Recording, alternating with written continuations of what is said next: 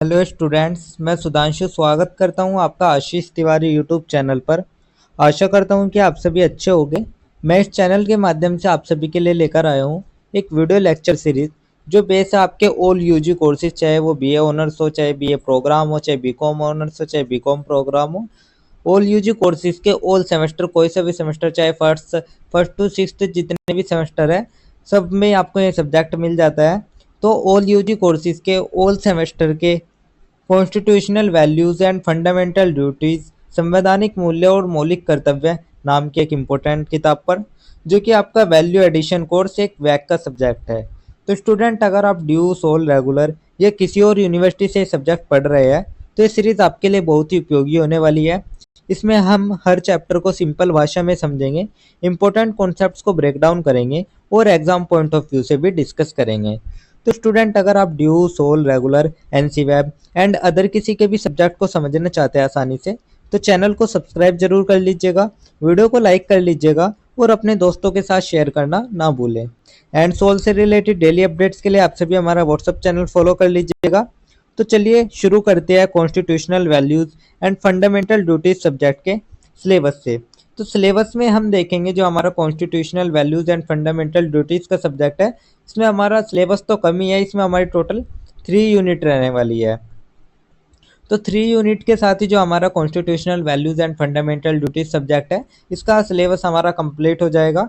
तो इसके सिलेबस में हम देख लेते हैं जो हमारी फर्स्ट यूनिट रहने वाली है वो हमारा भारत का संविधान एक परिचय को लेकर रहने वाली है। यानी कि जो हमारा इंडियन कॉन्स्टिट्यूशन है उसका परिचय, उसकी विशेषताएं, उसके उद्भव, उसका निर्माण किस प्रकार से हुआ, तो उस सभी के बारे में हम यूनिट फर्स्ट में डिस्कस करेंगे। यूनिट फर्स्ट कंप्लीट करने के बाद देन हम हमारी नेक्स्ट यूनिट स्टार्ट करेंगे, यूनिट सेकंड, जिसमें हम संवैधानिक मूल्य के बारे में बात करेंगे। जो हमारी कॉन्स्टिट्यूशनल वैल्यूज होती है, जो संवैधानिक मूल्य है, उन सभी के बारे में हम यूनिट नंबर सेकंड में बात करेंगे। तो यूनिट नंबर सेकंड को भी कंप्लीट करने के बाद देन हम जो हमारी नेक्स्ट यूनिट स्टार्ट करेंगे वो हमारी लास्ट यूनिट रहने वाली है, यूनिट थर्ड, जिसमें हम मौलिक कर्तव्य यानी कि जो हमारे फंडामेंटल ड्यूटीज है उनके बारे में हम यूनिट थर्ड में डिस्कस करेंगे। तो इसी के साथ जो हमारा सिलेबस है constitutional values and fundamental duties का, वो हमारा कंप्लीट हो जाएगा, क्योंकि इसमें हमारी टोटल 3 यूनिट है, unit first, unit second and unit 3। तो चलिए शुरू करते हैं यूनिट फर्स्ट से। तो स्टूडेंट, मैं आपका स्वागत करता हूं ऑल सेमेस्टर के ऑल यूजी कोर्सेज के constitutional values and fundamental duties नाम की एक इम्पोर्टेंट किताब के यूनिट नंबर फर्स्ट के वीडियो लेक्चर में। तो आज की जो हमारी यूनिट रहने वाली है वो हमारी यूनिट फर्स्ट रहने वाली है, जिसमें हम भारत का संविधान एक परिचय के बारे में डिस्कस करेंगे। तो स्टूडेंट सोचिए, अगर किसी क्रिकेट मैच में अंपायर ही ना हो, कोई नियम ही ना हो, तो क्या खेल हो पाएगा? बिल्कुल नहीं हो पाएगा। उसी तरह एक देश में भी नियम और व्यवस्था के बिना कोई भी देश नहीं चल सकता। तो इसीलिए हमारे देश को चलाने वाले इन नियमों का नाम है संविधान, अर्थात कॉन्स्टिट्यूशन। तो आज हम बात करेंगे भारतीय संविधान की, इसके निर्माण से लेकर इसकी खूबसूरती और इसके मूल्यों तक। तो चलिए इस सफर की शुरुआत करते हैं। तो चलिए इस चैप्टर की जो हम शुरुआत कर लेते हैं वो सबसे पहले हम एक छोटे से परिचय से कर लेते हैं। तो सबसे पहले हम एक छोटा सा परिचय देख लेते हैं। परिचय में हम देखेंगे भारतीय संविधान आधुनिक लोकतंत्र का अधिकार है, आधार है। तो स्टूडेंट, जो भारतीय संविधान है वो आधुनिक लोकतंत्र की नींव है।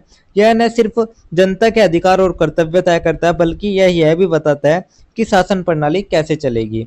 तो यह जनता के अधिकारों, कर्तव्य और शासन प्रणाली को तैयार करता है। संविधान निर्माण स्वतंत्र भारत के नागरिकों की आकांक्षाओं को दर्शाता है। तो इसे ऐसे समझेंगे जैसे हमारे समाज का जीपीएस सिस्टम हो। अगर संविधान ना हो तो देश में अराजकता, समानता और अन्याय भी फैल जाएगा। तो स्टूडेंट, जब 15 अगस्त 1947 को देश आज़ाद हुआ, तब सबसे बड़े सवाल यही था कि इस देश को चलाएगा कौन, किस कानून से ये देश चलेगा।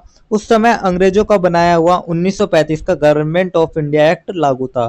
तो लेकिन क्या वह आज़ाद भारत के लिए सही था? नहीं। इसलिए हमें चाहिए था कि एक ऐसा संविधान जो भारत की मिट्टी, संस्कृति और लोगों की आकांक्षाओं से मेल खाए।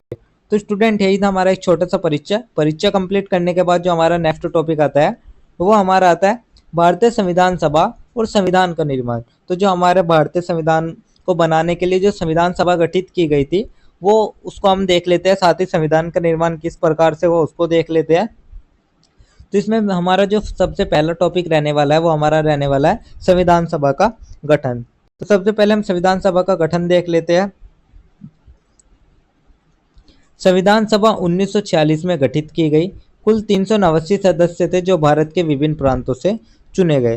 तो जो संविधान सभा का गठन हुआ 1946 में हुआ, इसमें 389 सदस्य थे जो कि भारत के विभिन्न प्रांतों और रियासतों से चुने गए थे। तो जैसे कि आप देख सकते हैं, इसी प्रकार से कुछ संविधान सभा थी।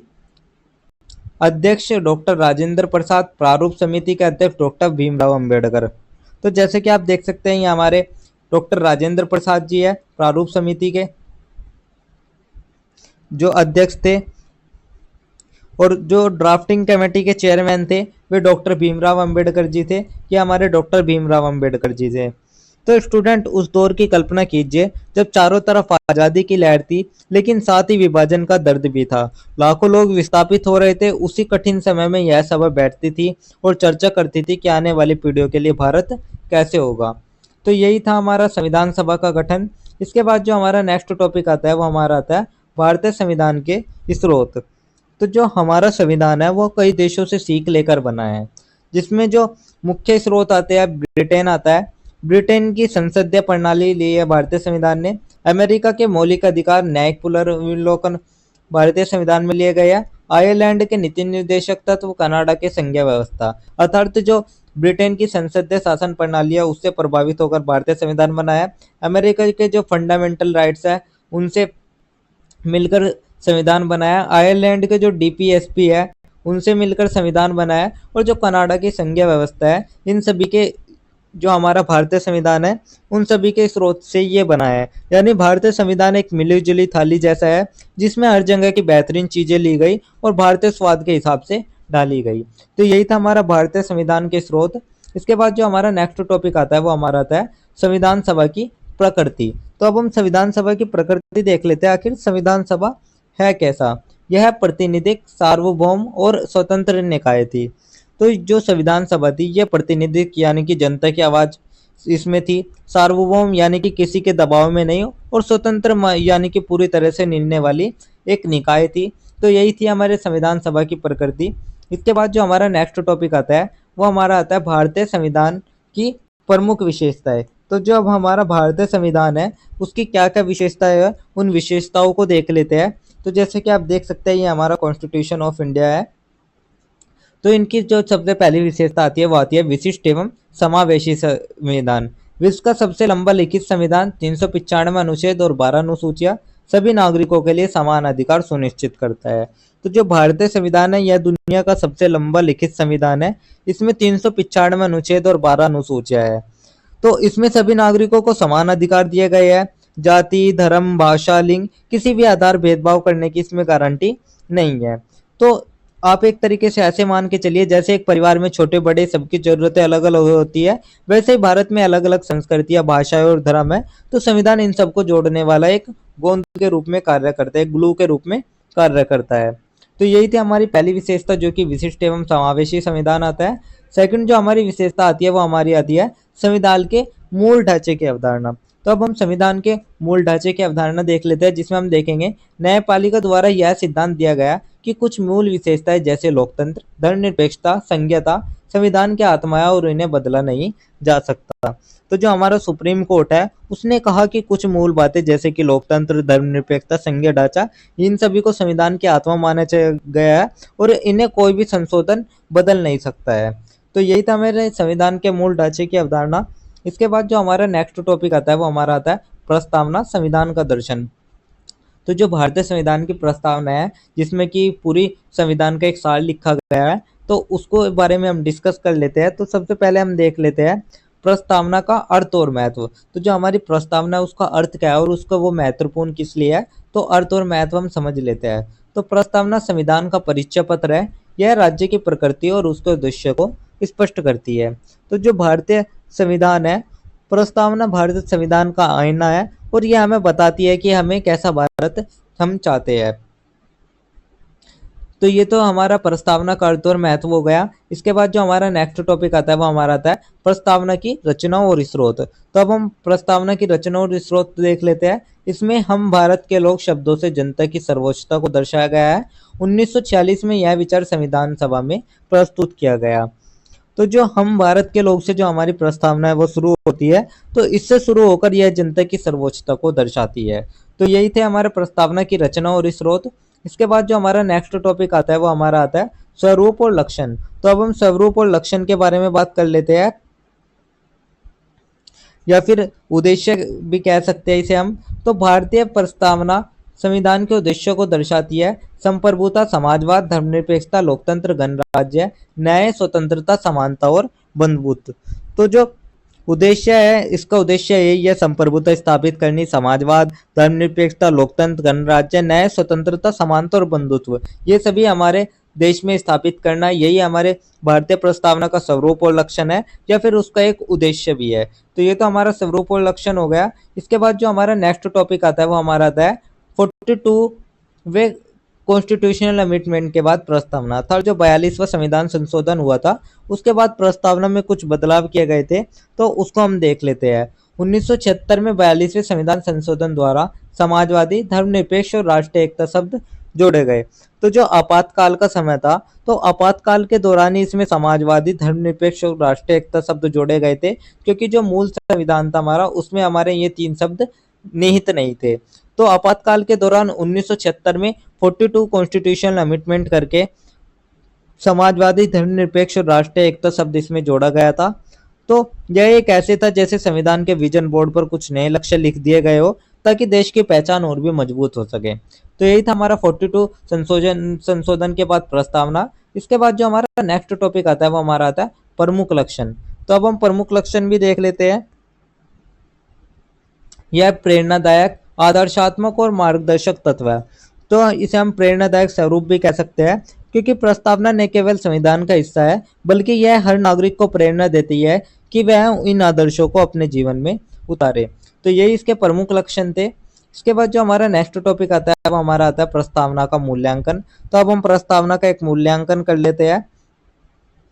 तो प्रस्तावना विधिक रूप से बाध्यकारी नहीं है, लेकिन इसकी संवैधानिक व्याख्या में महत्वपूर्ण भूमिका है। तो जो प्रस्तावना है वो किसी भी तरीके से बाध्यकारी नहीं है, लेकिन जो इसकी महत्वपूर्ण है भूमिका है, वो हमारी संवैधानिक व्याख्या में इसकी महत्वपूर्ण भूमिका दी गई है।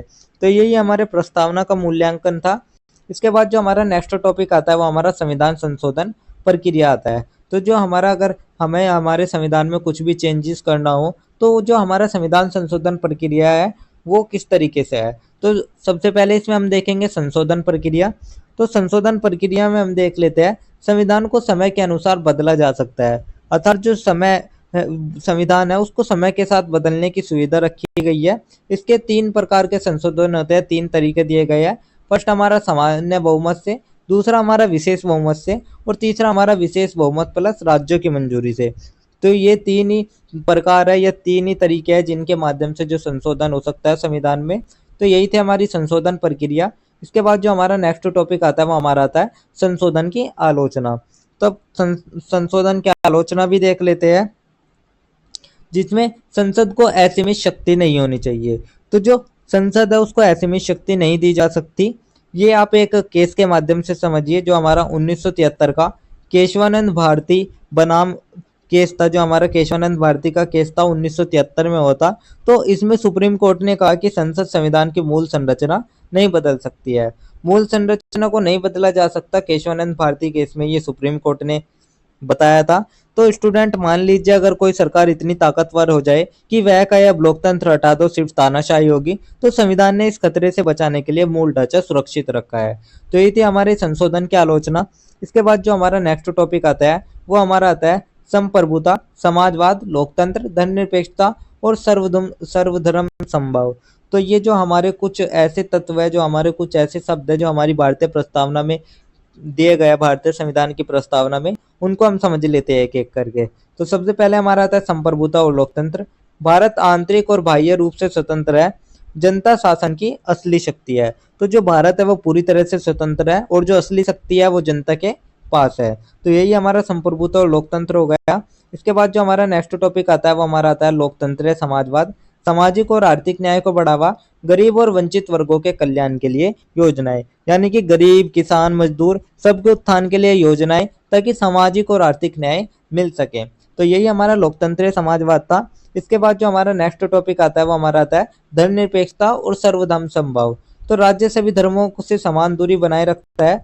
कोई भी धर्म न तो प्रोत्साहित किया जा सकता है और न ही विरोध। तो जो राज्य होता है वो किसी धर्म को न बढ़ावा दे सकता है और न ही रोक सकता है। तो हर धर्म के साथ बराबरी का व्यवहार राज्य को करना होता है। यही हमारा धर्मनिरपेक्षता और सर्वधर्म समभाव है।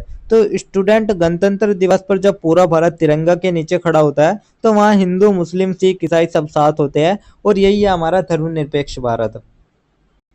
तो यही थे हमारे कुछ ऐसे शब्द: संप्रभुता, समाजवाद, लोकतंत्र, धर्मनिरपेक्षता और सर्वधर्म धर्म समभाव। इसके बाद जो हमारा नेक्स्ट टॉपिक आता है वो हमारा आता है विधि का शासन अर्थात रूल ऑफ लॉ। तो इसमें हम देखेंगे कानून सब पर एक समान लागू होता है, चाहे आम नागरिक हो या प्रधानमंत्री, कोई भी कानून से ऊपर नहीं है। तो कानून जो होता है वो सब पर समान रूप से लागू होता है, चाहे कोई आम आदमी हो, चाहे कोई गरीब आदमी हो, चाहे कोई अमीर आदमी हो, सभी के लिए जो कानून है वो बराबर है। कोई भी कानून से ऊपर नहीं हो सकता। तो 1975 में जब इंदिरा गांधी पर चुनाव में गड़बड़ी का आरोप लगा था और अदालत ने उनके खिलाफ फैसला दिया, तो यह रूल ऑफ लॉ का ही असर था कि एक प्रधानमंत्री को भी कोर्ट के सामने झुकने पड़ा। तो यही था हमारा विधि का शासन, रूल ऑफ लॉ। इसके बाद जो हमारा नेक्स्ट टॉपिक आता है वो हमारा आता है संघीय गणराज्य शासन व्यवस्था के आधारभूत सिद्धांत। जो हमारी संघीय गणराज्य शासन व्यवस्था है उसके आधारभूत सिद्धांतों को समझ लेते हैं। तो सबसे पहले हम समझ लेते हैं आखिर संघीय गणराज्य होता क्या है। तो भारत एक संघीय गणराज्य है जहाँ केंद्र और राज्य दोनों का अधिकार है। अर्थात जो भारत है उसमें केंद्र और राज्य दोनों के पास अधिकार है, उसको ही हमने संघीय गणराज्य कहा है। इसके बाद जो हमारा नेक्स्ट टॉपिक आता है वो हमारा आता है आधारभूत सिद्धांत। तो कुछ आधारभूत सिद्धांत है उनको देख लेते हैं। सत्ता का विकेंद्रीकरण, न्यायिक स्वतंत्रता, नागरिक अधिकार, बहुलवादवादी। तो ये सभी हमारे आधारभूत सिद्धांत है। इसके बाद जो नेक्स्ट टॉपिक आता है वो आता है संघ निर्माण की विधियां, जिसमें भारतीय संघ बिना किसी राज्य के स्वतंत्र होने के विचार पर आधारित है। राज्य एकता और अखंडता का हिस्सा है। तो जो भारतीय संघ है वो किसी राज्य की स्वतंत्रता पर नहीं बल्कि एकता और अखंडता पर आधारित होता है। तो ये हमारे संघ निर्माण की विधियां है। इसके बाद जो हमारा नेक्स्ट टॉपिक आता है वो हमारा आता है केंद्र और राज्य के बीच शक्ति का विभाजन। तो जो केंद्र और राज्य है उनके बीच में शक्ति का विभाजन कैसे किया गया है, तो इसके लिए 3 सूचियां बनाई गई है: संघ सूची, राज्य सूची और समवर्ती सूची।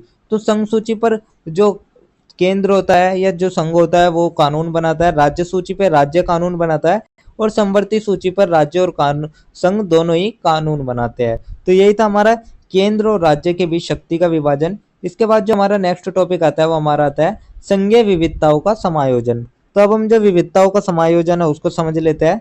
भारत में विभिन्न भाषा, धर्म, संस्कृति है, फिर भी संविधान सबको समाहित करता है। तो जो भाषा, धर्म और संस्कृति की विविधता है उसके बावजूद भी संविधान सबको जोड़ के रखता है। यह वैसे ही है जैसे एक थाली में दाल, चावल, रोटी, सब्जी सब अलग अलग पर मिलकर एक संपूर्ण भोजन ही वे बनाते हैं। तो यही थी हमारी संघीय विविधताओं का समायोजन। इसके बाद जो हमारा नेक्स्ट टॉपिक आता है वो हमारा एक छोटा सा निष्कर्ष आता है। तो अब हम एक पूरे चैप्टर का एक छोटा सा निष्कर्ष देख लेते हैं। निष्कर्ष में हम सबसे पहले देखेंगे भारतीय संविधान एक प्रगतिशील और समावेशी दस्तावेज है।